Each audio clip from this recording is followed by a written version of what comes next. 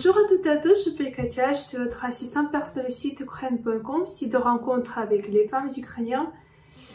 Tout d'abord, je voudrais vous dire un grand merci que vous êtes toujours avec nous, que vous continuez à vous intéresser à la vie en Ukraine et surtout aux femmes ukrainiennes. Donc, qu'est-ce que je voulais dire? Malheureusement, la guerre en Ukraine continue et je ne sais pas quand ça va se terminer, mais malheureusement maintenant, on a ce qu'on a. Et le sujet d'aujourd'hui, dans quel secteur travaillent les femmes ukrainiennes en Suisse? Donc vous déjà savez que maintenant je suis en Suisse, à Lausanne, et maintenant je peux me renseigner sur tous les sujets qui concernent les réfugiés ukrainiennes.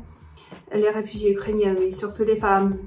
Et je voudrais vous dire que même avant la guerre, toutes les femmes en Ukraine ont travaillé dur, ont travaillé beaucoup, pour avoir la possibilité de vivre bien. Parfois, on avait même 2, 3 travaux en même temps parce que chez nous, on avait cette possibilité.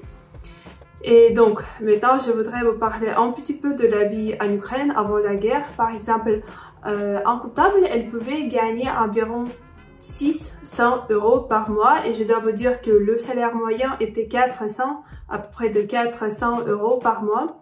Donc, en comptable, elle pouvait gagner 600 € par mois.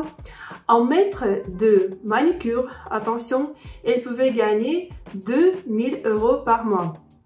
Maintenant, je voudrais vous expliquer pourquoi ça se passe comme ça. Parce qu'une séance de manucure coûte 20 € chaque jour. En maître, elle pouvait avoir 5 clients. Ça veut dire, on multiplie 20 par 5, c'est 100 € par jour. Bien sûr, cette femme, elle pouvait avoir des clientes supplémentaires, 6 ou 7 par jour.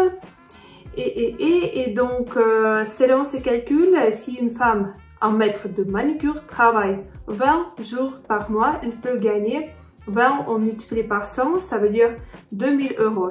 Bien sûr, si elle a des heures supplémentaires, elle peut gagner beaucoup plus, mais pas beaucoup plus, c'est environ 2500 € par mois, avec le salaire moyen 400 €. Ça veut dire elle gagne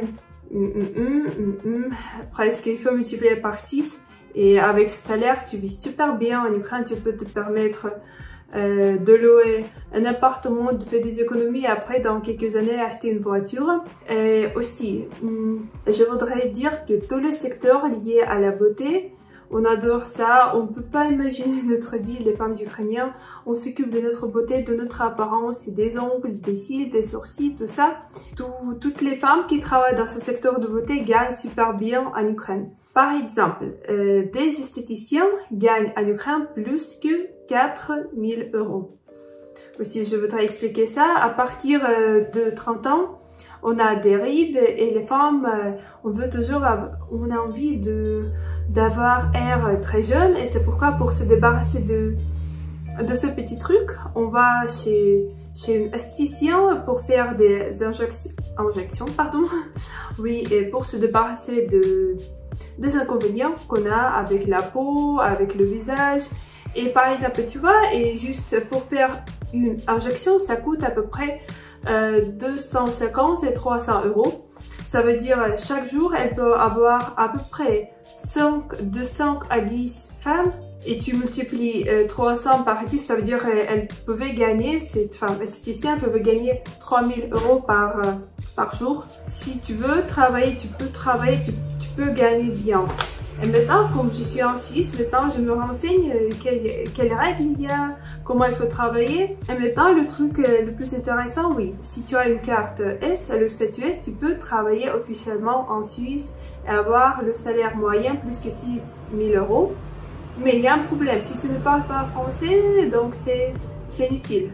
Avec cette carte, ok, mais tu as cette carte et quoi, et tu peux rien faire avec ça.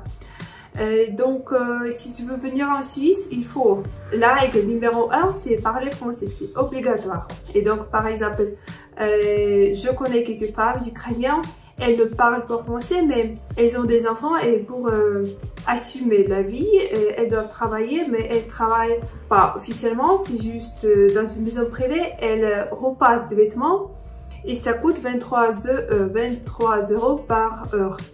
mais par exemple, elle travaille 5 heures par jour, ça veut dire c'est à peu près 100 €.